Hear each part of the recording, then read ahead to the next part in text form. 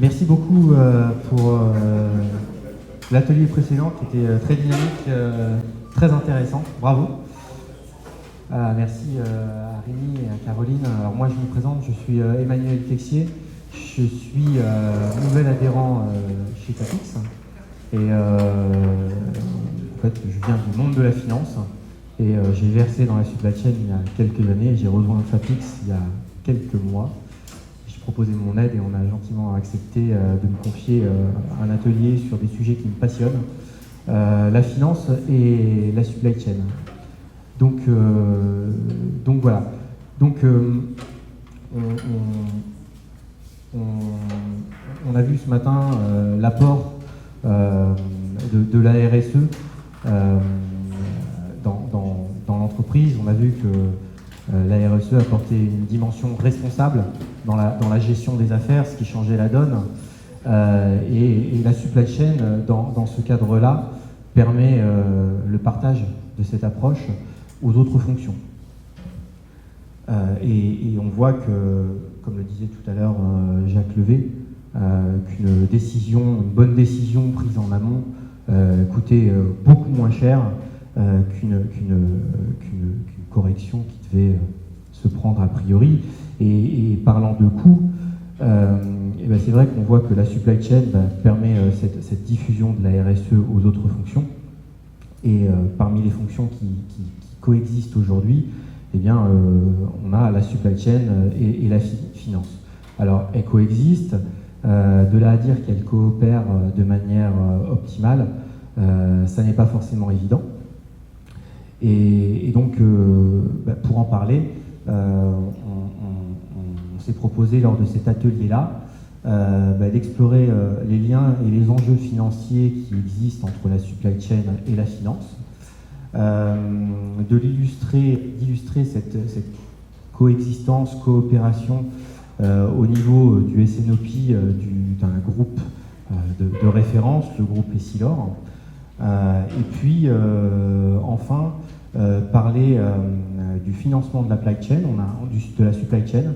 On a évoqué le sujet tout à l'heure avec Monsieur Levé de BNP. On ira un peu plus en profondeur avec Guillaume Lanoé du CIC et Hervé Lyon qui nous parleront de ces outils.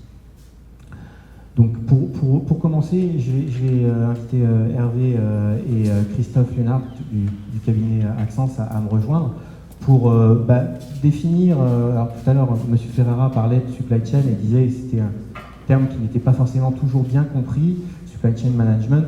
Il se trouve qu'en finance aussi, il y a des sujets, des définitions, des mots qu'on utilise avec des anglicismes qui peuvent paraître obscurs parfois. Et il est important de bien définir ces concepts pour éviter les ambiguïtés. Donc, qu'est-ce que la finance? Qu'entend-on par supply chain finance management? Quel est l'impact de la supply chain sur la finance?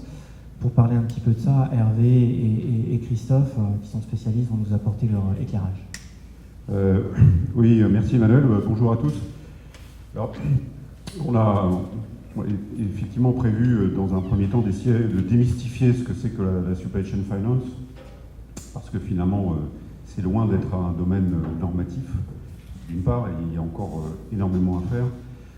Donc pour vous donner quelques éléments, puisqu'on y travaille beaucoup, il y a déjà deux dimensions dans la supply chain finance qu'il faut appréhender. Il y a une dimension qui est l'optimisation financière qui est liée au flux physique, et il y a une dimension qui est liée aux problématiques de financement de la supply chain, et le financement de la supply chain, notamment toutes les problématiques de financement des actifs d'une supply chain, qui sont aussi bien les stocks que les achats, que les factures et autres. Alors, ce qu'on a voulu représenter ici, sur ce slide, puisque c'est les deux dimensions, on va y revenir dessus, mais c'est de vous montrer un peu les points d'intersection entre la supply chain et les finances qui, pour nous, sont vraiment au carrefour de trois domaines. Le domaine que vous connaissez tous bien, qui est celui de la supply chain, évidemment à travers un certain nombre de processus, un certain nombre de métiers opérationnels et stratégiques sur les flux physiques et les flux d'information, que ce soit sur les stocks, que ce soit sur les aspects planification de production, que ce soit sur les aspects logistiques et autres, ou pour ça, on ne va pas s'apesantir dessus parce que c'est quand même un des domaines que l'on connaît tous bien. Le deuxième, c'est ce qu'on appelle la finance d'entreprise, la corporate finance, dans lequel on va évidemment trouver tous les aspects de performance financière, de gestion du BFR, mais dans un sens plus financier du terme. On va trouver les aspects de gestion du cash et de la trésorerie. On va trouver les aspects de dette et de financement et de structure du financement. Et puis, un troisième domaine qu'il ne faut pas oublier non plus, qui est tout à fait clé, d'ailleurs on l'a évoqué à travers le RSE, mais qui est la gestion du risque, puisque quand on parle de financement de la supply chain, et en particulier que ce soit, j'aime bien le dire parce que finalement c'est assez concret, quand on est plutôt sur la partie opérationnelle de la supply chain, le risque c'est par exemple le risque de rupture de produits vis-à-vis d'un client ou de fournisseur. Et quand on est sur la partie plus financière, c'est une même rupture, sauf qu'elle n'a pas le même objet. C'est une rupture de cash et un défaut de crédit. Donc la supply chain finance, c'est vraiment à l'intersection de ces trois grands domaines, et en particulier dans cette intersection-là, on va retrouver trois éléments vraiment clés. L'élément du BFR, comment aujourd'hui le BFR, il faut le comprendre et le voir à travers le prisme financier et à travers le prisme opérationnel. On pourra revenir dessus, mais je dirais que ça c'est une dimension qui est évidemment majeure dans la partie supply chain finance. Une deuxième dimension qui est souvent moins appréhendée quand on vient de la supply chain, qui est la dimension cash. Et comme j'ai tendance à le dire, le cash, c'est comme un peu le pétrole du moteur de la supply chain. Et ça fait des années que je me bats là-dessus pour dire que la supply chain, c'est bien sûr les flux physiques et les flux d'information, mais de tout temps, il y a eu un troisième flux, même si celui-ci, encore aujourd'hui, est assez peu bien appréhendé, qui est celui du flux financier. Donc il y a l'aspect effectivement du cash, et puis le troisième aspect, qui est celui de comment bien financer les actifs d'une supply chain, sur lequel on reviendra. Il y a une chose particulière, là, quand on regarde les flux, comme Hervé les a évoqués, la supply chain, le supply chain management, c'est un domaine qui est à la fois consommateur et générateur de cash. Dans la façon habituelle d'approcher les fonctions supply chain, on a tendance à surtout regarder la partie consommation.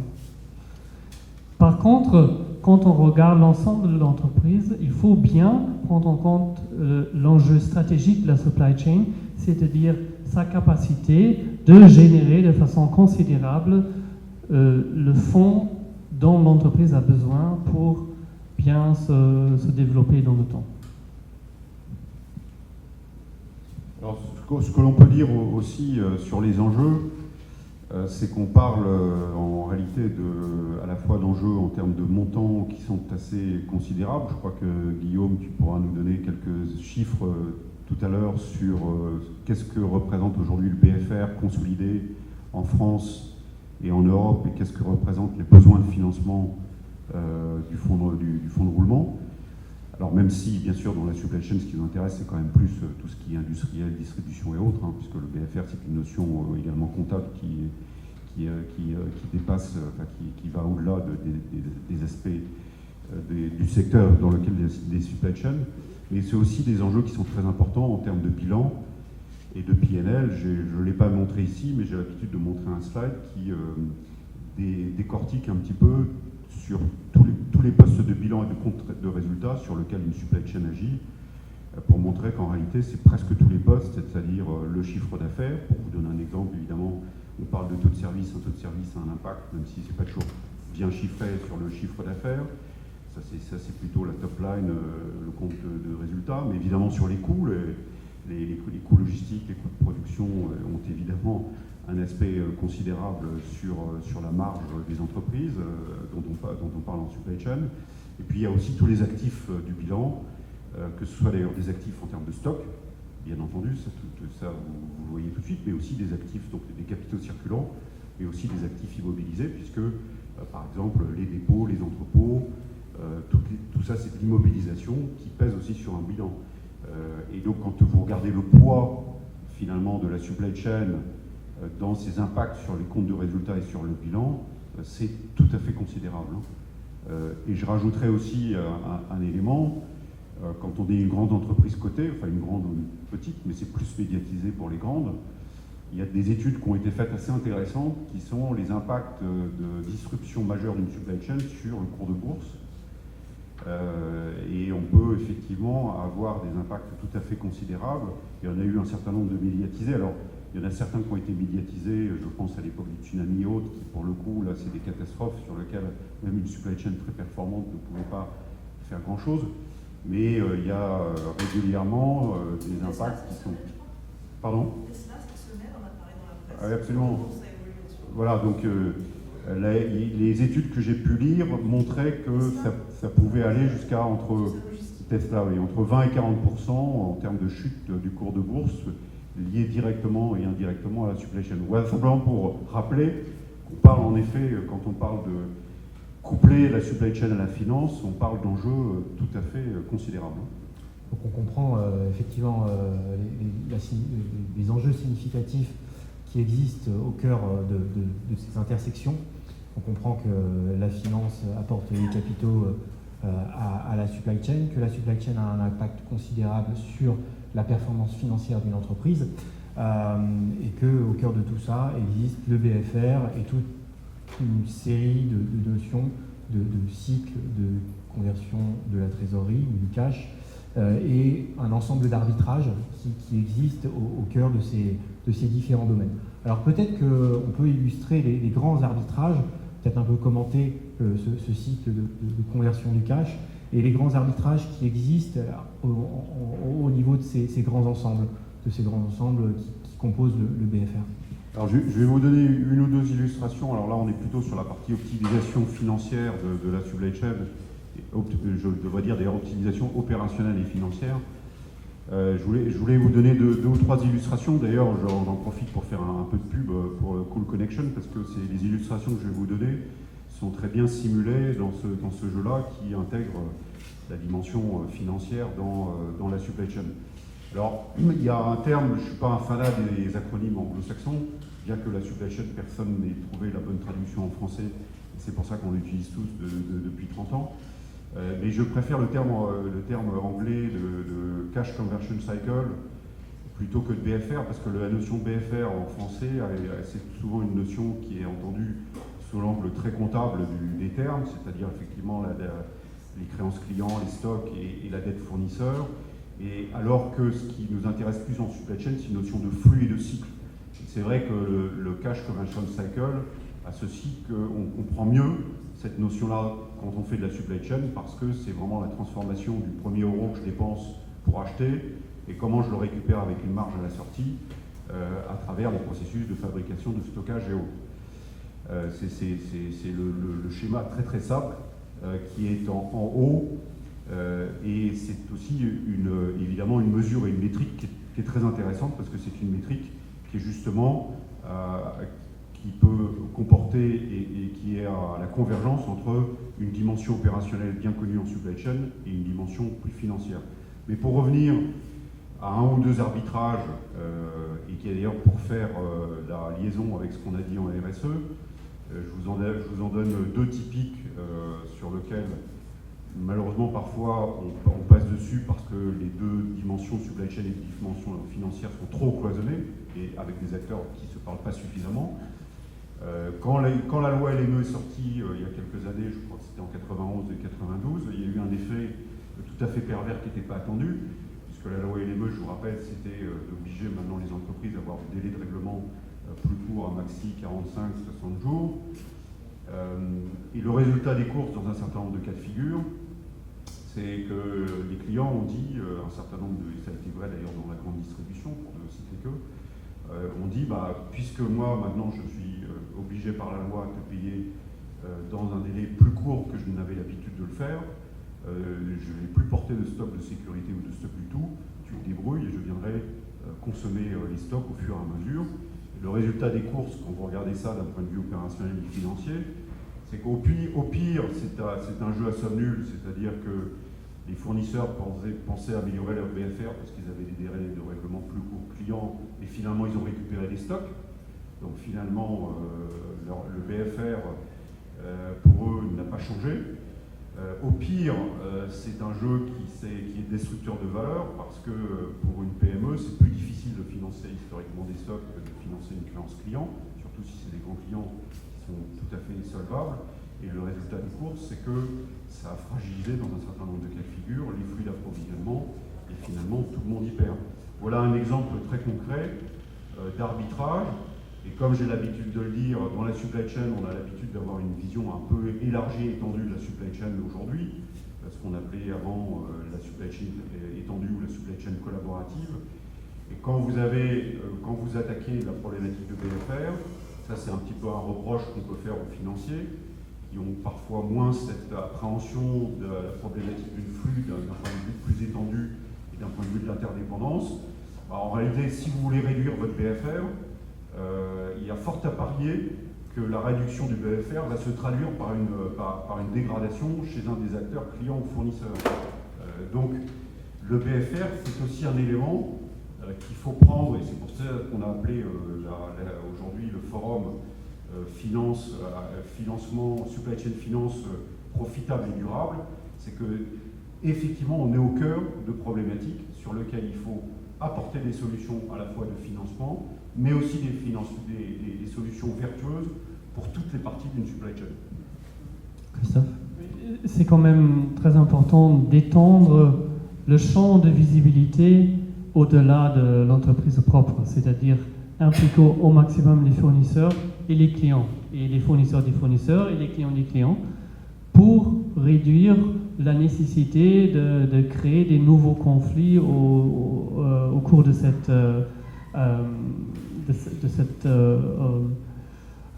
arbitrage entre les différents acteurs. Et nous, en tant que professionnels de supply chain management, on se retrouve aussitôt ici, à la réduction des cycles. Et c'est ce qu'on aime faire, on sait très bien comment ça marche, on connaît tous la loi de Little, on a tous appris le DDMRP, donc on sait comment ça marche. Et donc c'est à nous aussi de expliquer et d'éduquer les professionnels du monde financier comment on peut se servir de cette capacité pour améliorer la performance globale de la supply chain. Alors, juste un petit commentaire, parce que le schéma que vous avez en bas aussi, il peut paraître ultra simple, mais il a le mérite précisément d'évoquer ce que tu disais tout à l'heure, c'est-à-dire que la supply chain consomme du cash et en régénère.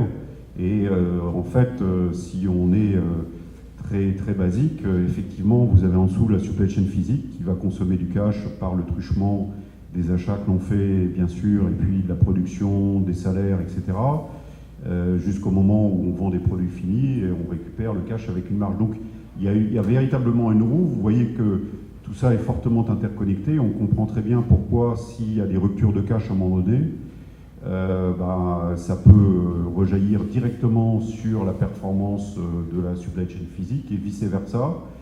On le voit d'ailleurs malheureusement dans l'exemple de Boeing aujourd'hui qui stocke énormément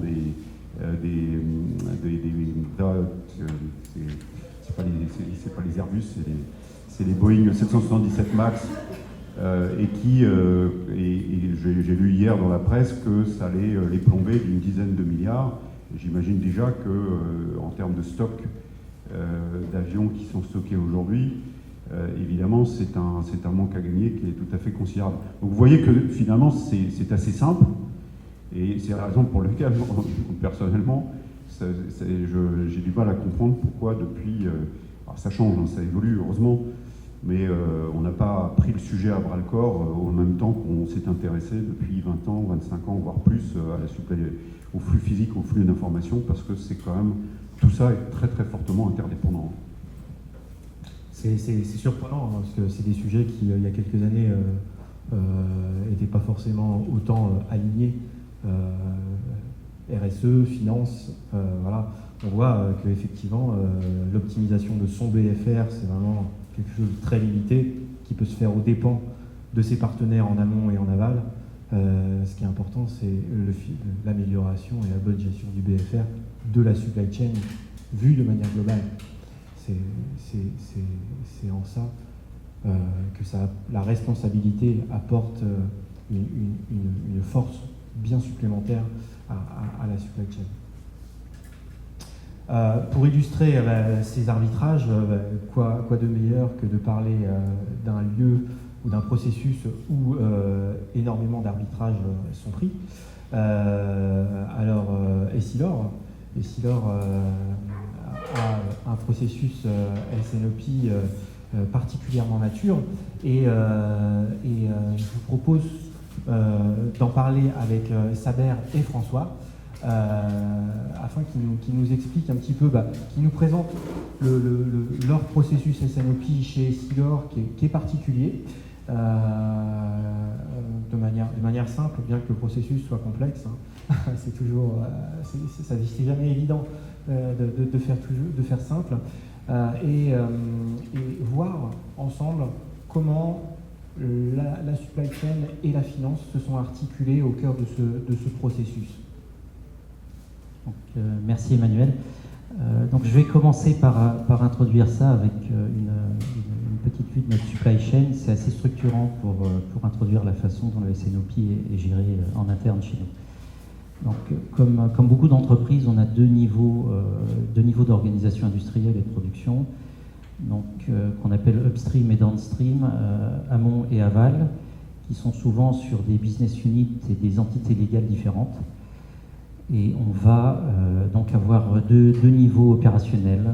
Au niveau amont, c'est une trentaine d'usines en propre ou en partenariat, avec des centres de distribution continentaux, dans lesquels on fait deux types de verres, qu'on appelle verres finis et semi-finis. Les finis sont réputés être vendables directement, mais on peut faire éventuellement des opérations dessus. Le semi-fini, lui, ne peut être vendu qu'à une organisation qui va le travailler. Donc ça peut être aussi en interne ou en externe. Donc, vient ensuite la deuxième étape, donc ce qu'on appelle les laboratoires de prescription. En fonction des structures de marché et des marchés, c'est plus ou moins internalisé. Si je prends le cas de la France, tous les laboratoires de prescription appartiennent aux entreprises optiques en France. Donc nos laboratoires, les laboratoires de prescription de notre compagnie sont Essilor en France. Dans d'autres pays, ce n'est pas toujours le cas. Donc là, c'est ce qu'on appelle, on va faire la dernière étape de transformation. C'est pour répondre à l'opticien, donc avec sa prescription. Donc c'est un cycle assez court. On est capable souvent de répondre à la demande selon les produits et les types de traitement entre 24 heures et 3 à 5 jours maximum. Donc en général, tout est fait dans la semaine. Et donc là, c'est la dernière étape qui va permettre à l'opticien de faire le montage. Donc c'était aussi un métier qui est en train de changer côté opticien. Donc aujourd'hui encore en majorité l'opticien va commander séparément une monture et un verre et faire l'assemblage final, mais de plus en plus les entreprises optiques reprennent cette partie et donc dans les laboratoires de prescription on peut aussi être amené à faire la monture finale. Donc l'opticien se contentant de faire de la vente. Donc ça se développe de plus en plus. Et on va probablement aller vers ce niveau.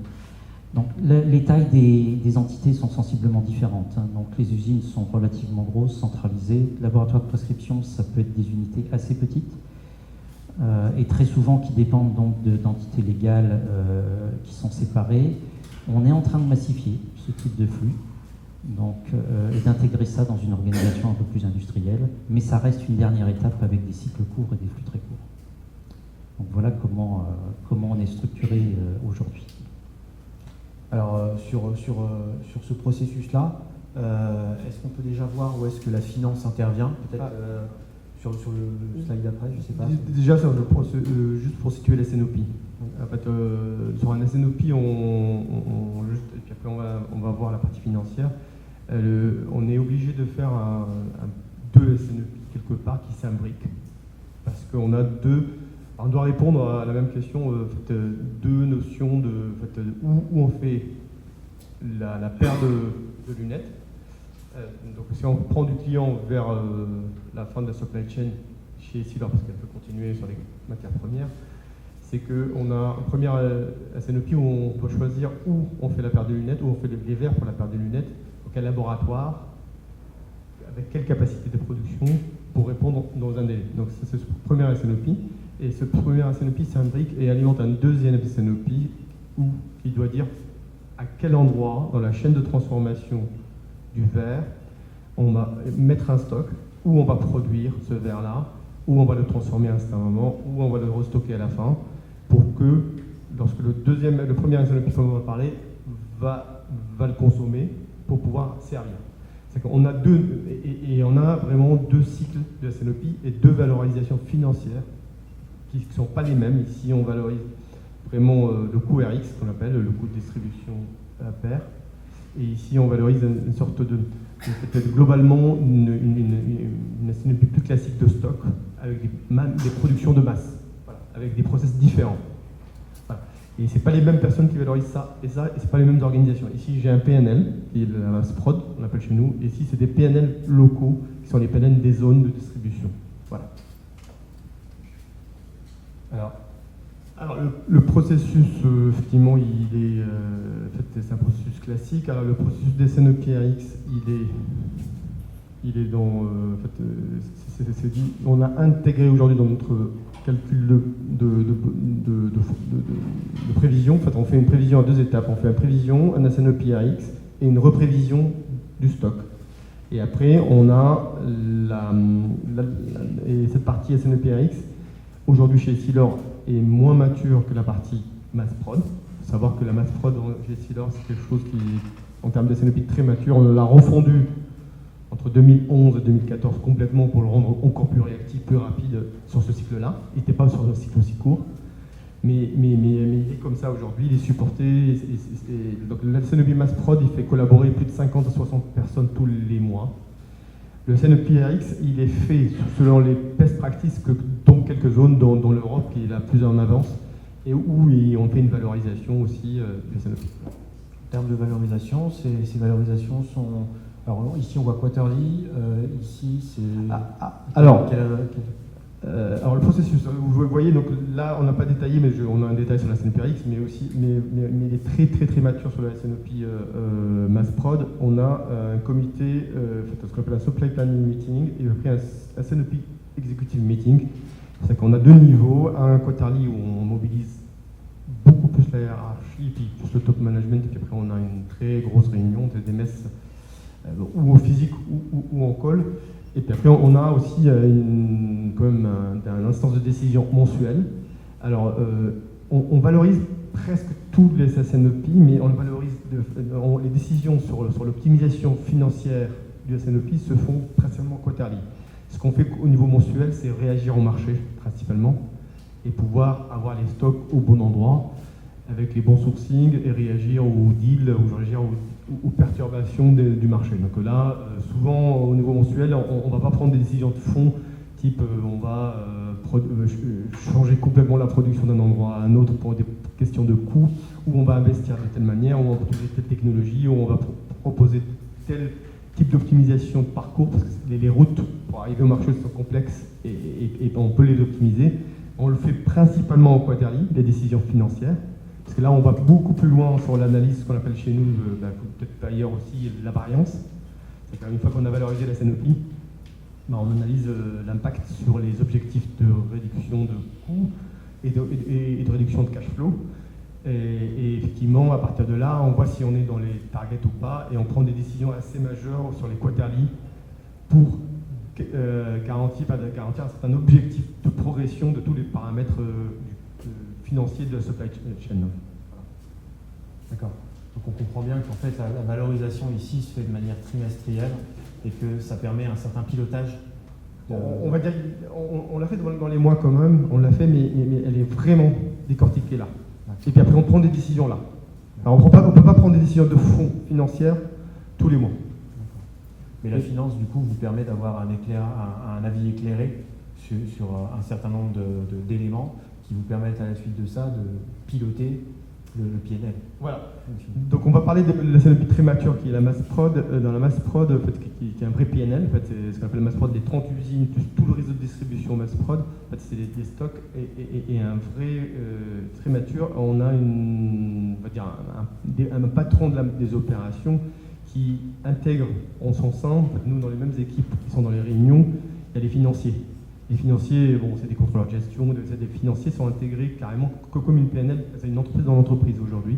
Et ils sont, d'ailleurs la direction financière de la Massprod, elle est sous la direction stratégie. On a une direction stratégie, ça s'appelle la Massprod. Et puis en dessous, il y a on va dire, tout le contrôle de gestion, toute la finance. Et ils sont partie prenante de toutes ces réunions-là, de la Supply Planning Meeting et du SNOP Executive Meeting. Et il y a une discussion sur régulièrement à chaque meeting, on a la valeur du stock projeté. On a, alors les périmètres changent, on a un périmètre plus élargi ici, un périmètre plus restreint ici, parce que c'est beaucoup plus dur à collecter tout le stock entre les deux, entre le quarterly et le monthly. Et par contre, on a chaque fois des valeurs sur le stock, les valeurs sur les coûts de production, les valeurs sur le transport, les valeurs sur tous les coûts de la chaîne, et même sur la partie matière première. Et on a une intégration réellement, où on sait où est-ce qu'on va, est-ce qu'on est dans les objectifs du budget, est-ce qu'on est en train de dévier, et c'est là où on prend les décisions. D'accord. On comprend une étroite collaboration finance-supply dans le cadre de SNOP avec des gens qui sont complètement intégrés. Le département contrôle de gestion est rattaché aussi à la supply. Il est rattaché à une direction des opérations, on va dire. Il faut savoir que la Massprod, c'est une entreprise dans l'entreprise. C'est que le patron, il y a deux patrons aujourd'hui de la partie opération. Mais bon, c'est le patron de la partie Massprod, il est patron aussi de la partie finance de la Massprod. En fait, c'est une entreprise dans l'entreprise. En fait. Il y a encore une direction financière globale de l'entreprise, mais c'est vraiment une entreprise dans l'entreprise. Donc ils sont complètement intégrés dans la direction industrielle, on va dire, aux directions des opérations de ce qu'on appelle la Massprod, la partie qui est là, qui est la production de verre en masse. Quels sont est-ce que la finance récupère un certain nombre d'éléments au sortir de ce SNOP pour elle-même s'alimenter sur des choses ensuite dans le cadre de son activité? Alors ça c'était... Moi je me suis occupé de refondre tout ce processus-là entre 2011 et 2014, et puis on parlait pas forcément des dates. On avait il fallait beaucoup de travail pour réaligner. Du coup on valorisait très peu notre SNOP, on le valorisait, mais que dans les quarterly. Et on voulait le valoriser tout le temps. Ce que j'ai fait avec eux comme travail, c'était assez laborieux, mais on y est arrivé au bout d'un an ou d'un an et demi de discussion avec le patron de la stratégie et des contrôleurs de gestion, c'est d'aligner plusieurs choses. D'aligner nos familles produits. Maintenant, on utilise les mêmes familles produits parce que, en fait, compte, on a tous intérêt à décrire le process dans nos familles produits. Et ça, c'était, voilà, on a discuté, et à la fin, on a convergé avec les concessions de deux côtés. On a aligné notre description de réseau